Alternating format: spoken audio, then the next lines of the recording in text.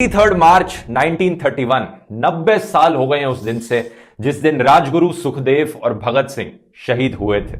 बहुत से लोग प्रोफाइल पिक्चर पर भगत सिंह की फोटो लगाकर घूमते हैं, लेकिन शायद ही उनमें से किसी ने कोशिश करी है गहराई में जाकर उनके विचारों को, उनकी विचारधाराओं को और आइडियाज को समझने की।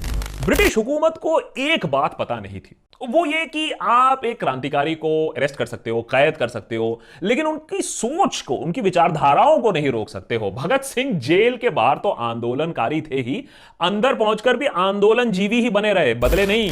अजीब लड़का था वो, न खाने की फिक्र, न ठिकाने का होश, न कपड़ों पर ध्यान। पढ़ने का शौक दीवानगी की हद तक था। कभी कभी तो सड़क पर चलते हुए भी पढ़ता रहता था। फांसी के तख्ते पर जाने वाले दिन भी किताब उसके हाथ में थी। बरकादास लाइब्रेरी के लाइब्रेरियन थे राजा राम शास्त्री। लाइब्रेरी एक अच्छा अड्डा बन गई जहां से वो बाहर वाली जो भी नई किताबें आती उनको मंगवाने के लिए राजा राम शास्त्री जी की मदद ली जाती। किताबों से नोट्स लेना, मार्जिन में लिखना, लाइनों पर निशान लगाना, कोटेशंस इकट्ठा करके डायरी में दर्ज करने की आदत से ही तो हमें पता चलता है कि भगत सिंह की सोच, उनके विचारों और उनके जहन को कौन सी किताबें ढाल रही थी। दुनिया भर की किताबें इकट्ठा कर ली थी भगत सिंह और शिव वर्मा ने। और ना सिर्फ किताबें पढ़ने के लिए बल्कि भगत सिंह को अपने लेख के लिए भी जाना जाता था, अपनी राइटिंग के लिए। उनके आर्टिकल्स छपते थे कीर्ति, अकाली, वीर अर्जुन और प्रताप जैसी मैगजीन्स में। उस जमाने की मैगजीन्स हुआ करती थी। कई बार भगत सिंह के अपने नाम से और कई बार उनके सूडोनेम बलराज के नाम से अंग्रेजों से बचने के लिए। ऐसा ही एक आर्टिकल कीर्ति मैगजीन में प्रकाशित हुआ था। उससे पता चलता है कि भगत सिंह कितने दूरदर्शी थे। वो भारत को सिर्फ अंग्रेजों से आजाद नहीं देखना चाहते थे, बल्कि हिंदुस्तान को अपनी सोशल प्रॉब्लम से भी आजादी दिलाना उनका मकसद था।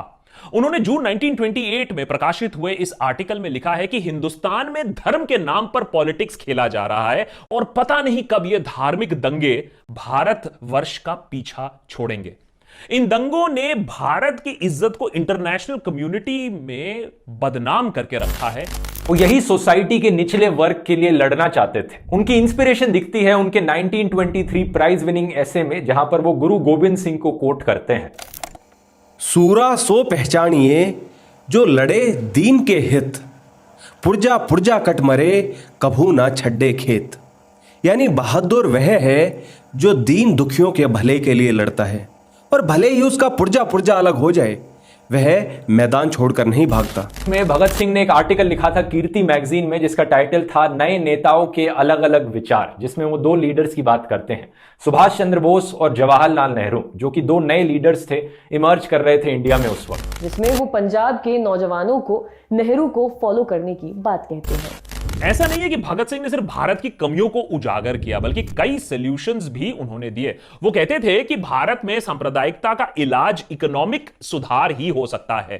भारत में लोगों की आर्थिक दशा इतनी खराब है कि एक आदमी दूसरे को चवन्नी देकर तीसरे का अपमान करवा सकता है। ये हमारी आखिरी मुलाकात है।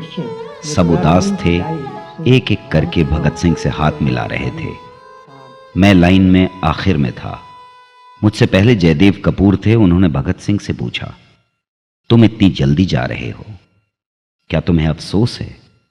भगत सिंह बच्चों की तरह खिलखिलाकर हंस पड़ा और कहा, मैंने जब इनकलाबी पार्टी बनाई थी तो सोचा था अगर इनकलाब जिंदाबाद का नारा मुल्क के कोने कोने में ले जा सकूं तो जीवन सार्थक हुआ।